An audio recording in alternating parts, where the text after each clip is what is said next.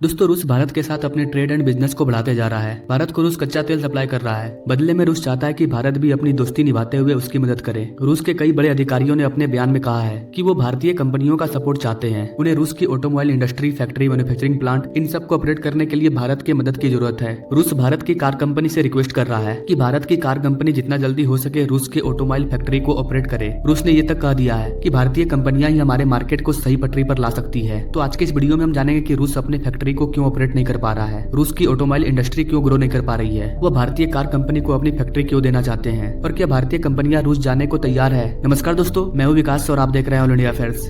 दरअसल दोस्तों रूस का कहना है कि हम भारतीय कंपनियों को अपने यहाँ पर इनवाइट कर रहे हैं क्योंकि अमेरिका और यूरोप की कई कंपनी अब रूस को छोड़ करके जा चुकी है। इससे रूस की फैक्ट्री बंद पड़ी है और अपनी जरूरतों को पूरा करने के लिए रूस तेजी से अपनी सभी फैक्ट्री और मैन्युफैक्चरिंग प्लांट को चाइना को हैंडओवर करता जा रहा है। अगर ऐसे ही चलता रहा तो रूस के पूरे बाजार पर सिर्फ चाइना का कब्जा होगा। इसलिए रूस अपने मार्केट में कंपटीशन बनाए रखना चाहता है। रूस चाहता है कि उसकी ऑटोमोबाइल सेक्टर में चाइना के साथ साथ भारतीय कंपनियां भी काम करे। कुछ समय पहले तक भारत सिर्फ पार्ट्स असेंबल करता था। हमारे पास इतनी नई टेक्नोलॉजी नहीं थी कि हम अपनी ऑटोमोबाइल सेक्टर को ऑपरेट कर सके। लेकिन आज चाइना, अमेरिका के बाद भारत दुनिया का तीसरा सबसे बड़ा ऑटो मार्केट है। इसके पहले तीसरे नंबर पर जापान था। तो अपना भारत अब वो भारत नहीं है, अपना भारत बदल रहा है। अब भारत का ऑटोमोबाइल सेक्टर तेजी से ग्रो कर रहा है। हमारी मैन्युफैक्चरिंग कॉस्ट सबसे कम है, क्वालिटी भी बेस्ट है। इन्हीं सब कारणों के चलते रूस चाहता है कि भारतीय कंपनियां रूस में अपने फैक्ट्री को सेटअप करके प्रोडक्शन स्टार्ट करे। आज रूस के 80% ऑटोमोबाइल मार्केट पर चाइना का कब्जा है, लेकिन रूस को पता है कि अब भी उसके पास मौका है। अगर किसी तरह से भारतीय कार कंपनियां राजी हो जाए तो वो आसानी से चाइना को टक्कर दे सकता है। रूस भी भारतीय कंपनियों को सपोर्ट करेगा